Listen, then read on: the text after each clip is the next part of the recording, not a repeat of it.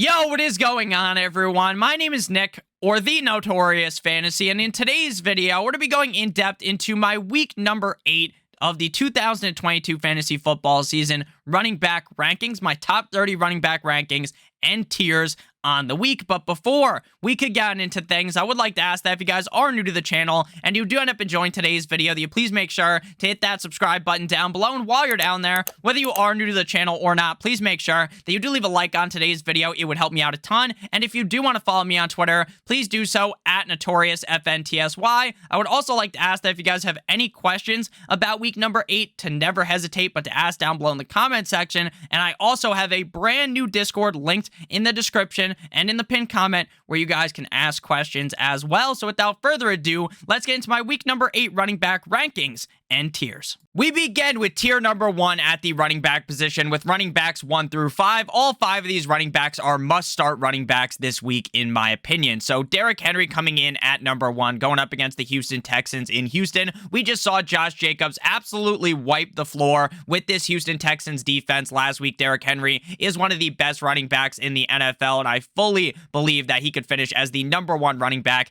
at the end of the week. Currently in half PPR, he is the RB number 8 on the season, but the team has already had their bye. At number 2, we have Josh Jacobs, who we were just talking about, of the Las Vegas Raiders, going up against the New Orleans Saints in New Orleans. 3 games in a row as a top 3 running back in half PPR. RB1 in week 4, RB3 in week 5. They had a bye in week 6, and in week 7, he was the RB number 1 yet again. This week, he gets the New Orleans Saints defense. We saw the Saints defense get ran on by Benjamin last week and the Arizona Cardinals. I love Josh Jacobs in this spot. It is very clear that he is the workhorse running back on this team, so we got to keep rolling out Josh Jacobs with supreme confidence. At number 3, we have Saquon Barkley of the New York Football Giants going up against the Seattle Seahawks in Seattle. Every single game this season, Saquon Barkley has been a top 20 running back in half PPR. He's currently the running back number 3 in half PPR, and the Seattle Seahawks defense is absolute trash against the pass, against the run. This should be a humongous showing out of running back Saquon Barkley, who has really turned things on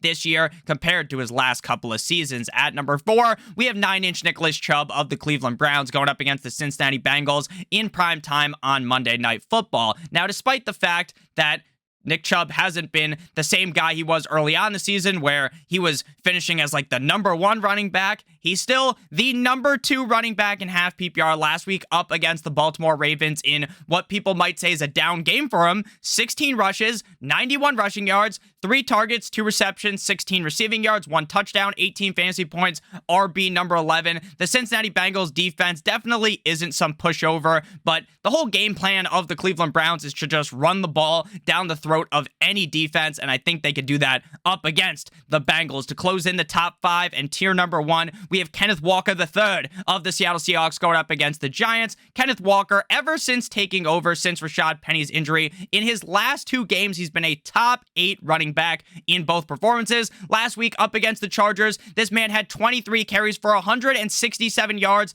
2 touchdowns, 29 fantasy points, RB number 3. The Giants defense definitely isn't a pushover either, but with how much volume Kenneth Walker is getting and with how good the Seattle Seahawks offense looks, I think you need to consider Kenneth Walker to potentially be the number 1 running back at the end of the week. Now we move to tier number 2 at the running back position, and these are all also guys that you really want in your lineup. There is definitely a little bit of a gap between tier 1 and 2, but it's not like tier number 2 is significantly worse than tier number 1. Beginning tier number 2, we got Dalvin Cook of the Minnesota Vikings going up against the Arizona Cardinals. Now, to start off the season, Dalvin Cook was kind of on a bit of a rocky road, I would say. Running back 20, 44, 14, 27, 7, and 13. But over his last 2 games, he has gotten a little bit more consistent. The Arizona Cardinals' run defense isn't really all that good. Dalvin Cook is the lead running back on this team. His carries have definitely went up, and they have been pretty consistent all season long ever since recently, when the team started to really rely on him. Again, running back 7 and 13 in the last 2 games. Currently the running back number 16. I think this is a good spot for Dalvin Cook to have a pretty solid performance performance here, and maybe Alexander Mattison ends up getting traded. Now, it doesn't really have too much of an effect on Dalvin Cook, but that is something interesting to bring up. At number 7, we have Alvin Kamara of the New Orleans Saints going up against the Las Vegas Raiders. Now, to start off the year, Alvin Kamara was not doing too good, RB 47 and 37, but over the last 3 games, he's been a top 20 running back in all 3 and a top 10 running back in 2 of those games. Alvin Kamara is also kind of the topic of trade discussions. There's a lot of people that are saying, oh, maybe Alvin Kamara is going to get traded to the Eagles, but at this point, it's Friday. I doubt that's going to happen this week. It'll probably happen next week after Sunday's game up against the Raiders, and I think Alvin Kamara, if it does end up happening, would be fine in Philadelphia, but for fantasy football purposes, I would definitely prefer him in New Orleans. At number 8, we have Christian McCaffrey of the San Francisco 49ers, which is really weird to say, up against the LA Rams in LA. Now, Christian McCaffrey shows up late in the week last week to the 49ers facility, so we all kind of knew the writing was already on the wall that Christian McCaffrey wasn't going to smash up against the Chiefs. He was given 8 rushes, 38 rushing yards, 2 targets, 2 receptions, 24 receiving yards. Ultimately, he was the RB 34, but we didn't expect too much out of him. This week, he's had now a full week of practice. I think they're going to feed this fucker the ball. There's a reason why they brought him in. There's a reason why they gave up those draft picks, and that's for Christian McCaffrey to be a focal piece in this offense. The 49ers honestly kind of own the Rams, so I expect McCaffrey to have a pretty solid game. At number 9, we have DeAndre Swift of the Detroit Lions going up against the Miami Dolphins at home in Detroit. When healthy, DeAndre Swift could easily be a top 5 running back week in and week out. This week, he gets the Dolphins defense that isn't the best up against the run. Based upon everything that I've read, I assume DeAndre Swift is going to be playing this week. And honestly, if you said, Nick, maybe you should rank DeAndre Swift in tier number 1, I wouldn't argue with you on that. At number 10, we got Ramondre Stevenson of the New England Patriots going up against the New York Jumbo Jets in MetLife. Back-to-back games inside the top 6 at the running back position. Now, Damian Harris did return to the team last week up against the Bears, and a lot of people started to worry. They were thinking, oh man, now that Damian Harris is back, Ramondre Stevenson is fucked because Bill Belichick's going to give them both a decent amount of carries. Well, we saw what happened on Monday Night Football. Ramondre Stevenson is still that guy. The motherfucker had 8 targets, 8 receptions, 59 receiving yards, and a touchdown. He also had 11 carries for 39 yards. He was the RB number 6 at the end of the week. The Jets defense is definitely good, which does worry me somewhat, but at the end of the day, Bill Belichick also kind of owns the New York Jets organization. I'm pretty sure they have lost 12 straight. The Jets have lost 12 straight games to the Patriots, which, you know, isn't very good. I think Stevenson has a pretty solid game, and he's a guy I still want to heavily rely on. At number 11, before we pivot into tier number 3, we have Dameon Pierce of the Houston Texans going up against the Tennessee Titans in Houston. Now, to start off the year, Dameon Pierce had a bad game, and then he had another okay game, but then after that, since week 3, RB 10, 6, 12, and 20, Dameon Pierce is very clearly the guy in Houston. He is the focal point in this offense. If the Houston Texans score 14 points, realistically, it's probably because Dameon Pierce put the team on his fucking back and took them into the end zone 2 times. Dameon Pierce has scored 3 touchdowns on the season. He's currently the running back 13, and he averages 4.8 yards per carry. This guy has been very efficient running the football, and up against the Les Titans defense, I think he deserves the honors of being a tier 2 running back. Now we move to tier number 3, and the biggest surprise here, we're going to talk about him in a second, is Jonathan Taylor, but RB number 12 is Joe Mixon of the Cincinnati Bengals going up against the Cleveland Browns. Back-to-back games as the number 12 running back in fantasy football. I feel pretty safe ranking Joe Mixon inside the top 12, and as a tier 3 guy, the offensive line has looked better, but Joe Mixon continues to only average 3.3 yards per attempt. The reason why Mixon has been so good this year is because he is a volume monster. They hand this guy the rock 7 zillion times, so he's gonna do good things with it if you just hand him the ball that many times. Now, if he was only getting like 12 touches a game, then he'd probably be like running back 40 every week, but since he's able to get 17, 18, maybe 20 plus carries in any given game, that definitely boosts him, and we have been seeing him get a decent amount of targets, around 3 plus targets every single game. Well, every game of this year, he's gotten at least 3 targets. Up against the Browns, I think this is a good matchup for Joe Mixon, so I feel pretty comfortable with him as the head of the table in tier number 3. Next up, we move to Jonathan Taylor, JT of the Indianapolis Colts, going up against the Washington Commanders. Now, Jonathan Taylor has free fallen from a top 5 running back weekly all the way down to running back number 13. Now, running back 13 is still pretty fucking good. There's a lot of people that would die for their fantasy team to have the RB 13 in my rankings because the running backs suck ass. Because after a certain amount of time or a certain amount of rankings, the running backs get very, very murky. Jonathan Taylor, he's in a bit of a murky situation, though, because Sam Ehlinger is the starting quarterback of the team. Now, what that could mean is maybe Jonathan Taylor is going to get force-fed targets from Sam Ehlinger because Sam Ehlinger is nervous. He doesn't want to make any mistakes, and let me just dump the ball off. That's entirely possible. Or maybe Sam Ehlinger doesn't look as much to feed Jonathan Taylor. The offensive line has been a complete and utter fucking sieve. They are a disaster. The offensive line is terrible. So while I think Jonathan Taylor will still be fine, there's a lot of negatives that I figured I should bring up. At number 14, we have Tony Pollard, TP of the Dallas Cowboys, going up against the Chicago Bears at home in Jerry's World. Now, it is reported that Ezekiel Elliott might play on Sunday. Yeah, okay. There's also reports that Ezekiel Elliott might miss multiple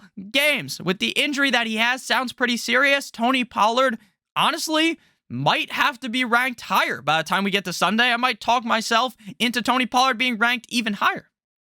And I think RB 14 is a pretty modest ranking of him. Expert consensus rankings on Fantasy Pros have him as the RB 13. I know the Bears defense did look good last week, but we still saw Ramondre Stevenson have a great game. And now we finally get to see Tony Pollard. Zeke was cock blocking any upside Tony Pollard has. Now Zeke is out of the equation, at least for this week. I expect a big performance out of Mr. Tony Pollard, who's incredibly fast, averaging 5.6 yards per carry. At number 15, we have Travis Etienne, and it's officially Ass Etienne season. Get it? Like ass eaten season. Travis Etienne is now the guy. Now, last week, just watching that game, it was very clear he's the guy, that even if James Robinson was still there, that James Robinson was Dunsky with this team, and Etienne was that guy. Last week, 14 carries up against the New York Football Giants for 114 rushing yards, 5 targets, 1 reception, 5 receiving yards, 1 touchdown, first touchdown of his NFL career through 7 games, 18 fantasy points, RB number 9. Now, the Denver Broncos defense definitely is concerning because the Denver Broncos defense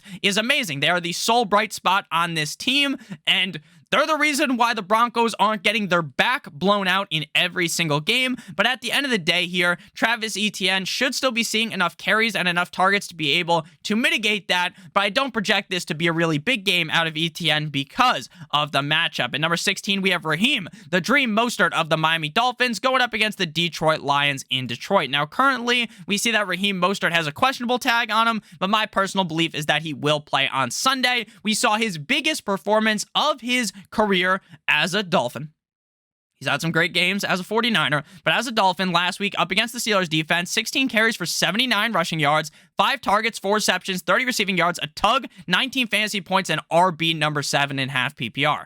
And now he faces the worst defense in the NFL. The Detroit Lions defense sucks donkey cock. I love Raheem Mostert in this matchup, and that's why he belongs easily in tier number 3 at the running back position. Now we move to RB 17 and 18, and these are the guys that are just barely in tier number 3. If you told me, Nick, I'd rather have Jones and Miles Sanders in tier 4, I wouldn't really judge you on that. But real quick, before we break down the rest of these running backs in tier 3, I'd like to give you guys a quick word for our friends and our sponsor over at BetMGM. BetMGM is giving you guys a chance at $200 for free. All you have to do is click on the link in the video description / the pinned comment. And if any team hits a 3-pointer tonight, you will win $200 in free bets. It's that simple. Now, to note, you have to be a brand new BetMGM user. You have to bet $10 on any pregame NBA money line tonight. The team doesn't even have to win. As long as someone hits a 3-pointer in the NBA tonight, which is guaranteed to happen, you'll receive $200 in free bets. Now, I know you might be thinking, Nick, I don't really like the NBA. Well, that's okay, because once you get the free bets, you're not forced to bet on the NBA. You can bet on the NFL, MLB. You can bet on PGA, anything, NHL. So make sure that you guys do check that out. Link in the video description. Again, you got to be a new user, and it must be a pre-game money line bet of $10 on any team in the NBA. Again, pregame money line, and you receive $200 in free bets if anyone hits a 3-pointer tonight which is guaranteed to happen. RB17 back on into things. We have Aaron Jones of the Green Bay Packers. Finally, a solid Aaron Jones sighting last week. RB number 4, 8 carries, 23 rushing yards, but he had 10 targets, 9 receptions, 53 receiving yards, 2 touchdowns, 24 fantasy points. RB number 4. Going into the season, the reason why I was banging the drum aggressively for Aaron Jones, the reason why I liked Aaron Jones so much was because Davante Adams was gone. Thus, now Aaron Jones is in position to catch a bunch of passes, but that did not really happen. His most targets aside from last week was just 5. So I'm not necessarily expecting him to get 10 targets, but if he could get 8 targets against the Buffalo Bills, which are a team that is very tough, this is going to be a hard game for the Packers. They're going to have to throw. I think Aaron Jones could squeeze into the top 12 conversation. The problem is they still use A.J. Dillon.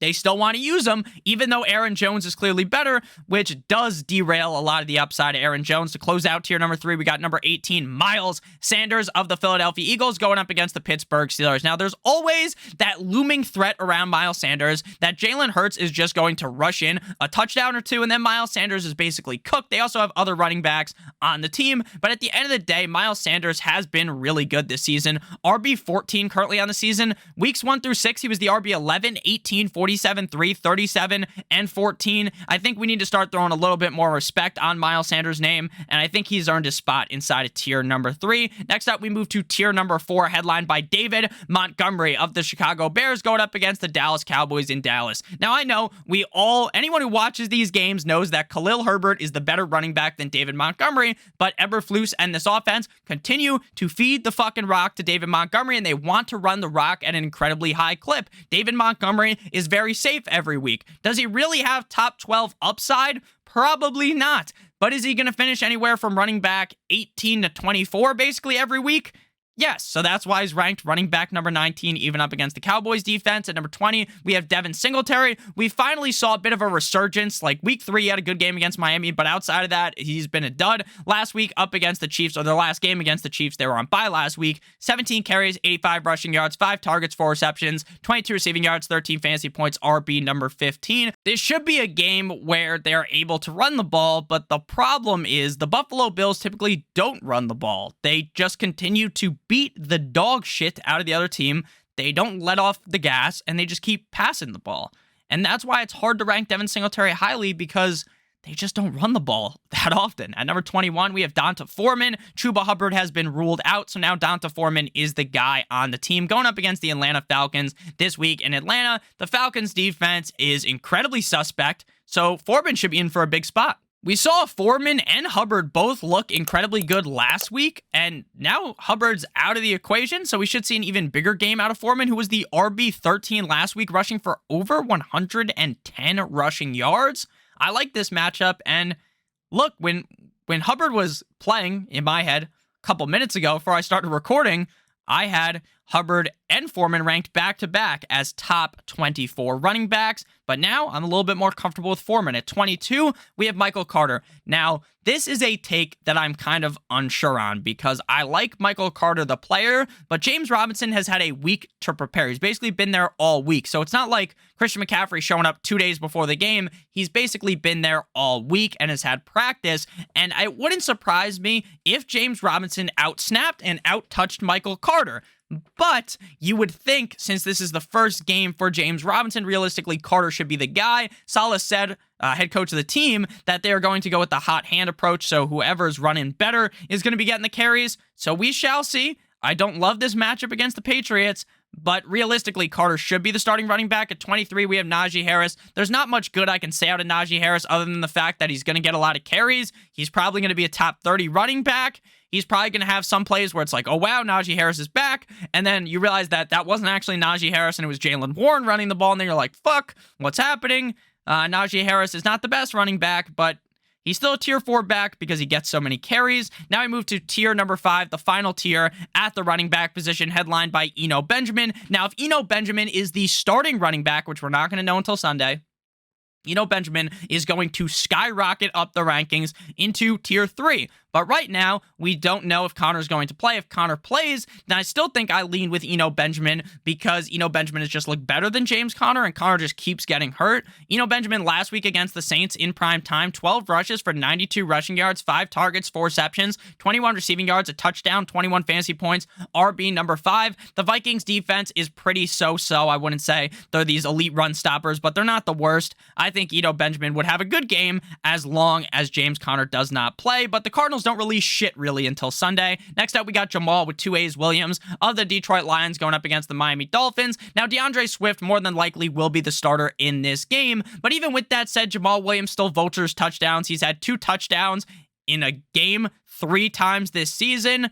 We know Swift, if you have Swift on your team, you already know that Jamal Williams is going to come from behind, hit it from the back, and score a fucking touchdown. It's bound to happen. I think Jamal Williams is in a fine spot here. Obviously, he's not super ideal because he's the backup, but could he crawl into the end zone twice? Wouldn't surprise me. Next up, we got Brian Robinson of the Commanders going up against the Indianapolis Colts. And I like Brian Robinson, the player. It's an incredible story. I think he's a great player as well. The issue is that he's touchdown dependent. He has only had 2 targets on the season, and they were both in last game up against the Packers. He's going to see probably 15 plus carries.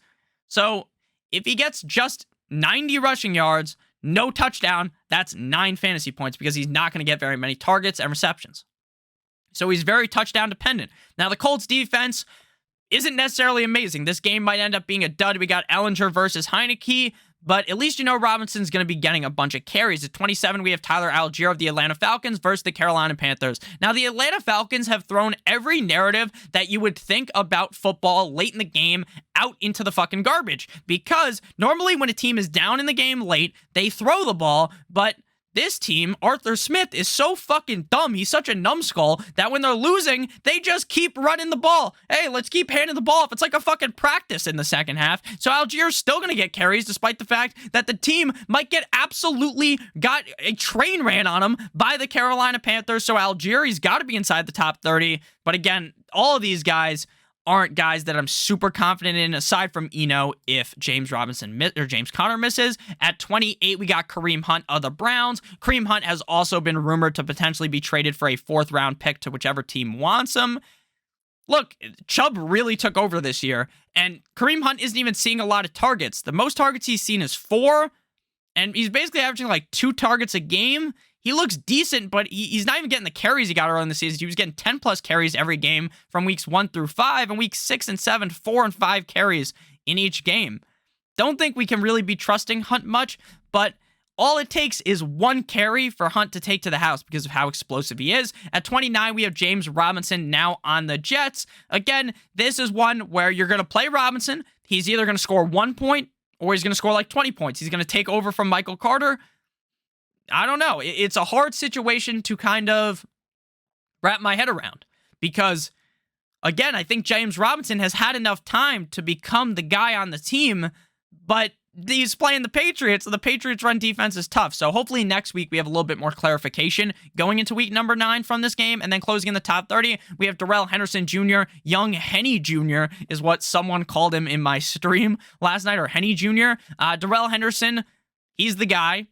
But do you really want the guy on the Rams against the 49ers defense with a dog shit offensive line? The answer is probably not. So thank you guys all so much for watching today's video. If you did end up enjoying, make sure you hit that like button down below, as well as that subscribe button. It would help me out a ton. Make sure you check out BetMGM. Again, make sure you click on the link in the video description to activate the offer. Bet $10 on any pregame NBA money line if you're a new user, and you'll receive $200 in free bets if anyone hits a 3-pointer tonight, which is guaranteed to happen. I love you guys all so much. I hope you have a great rest of your guys' day. And as always, good boy!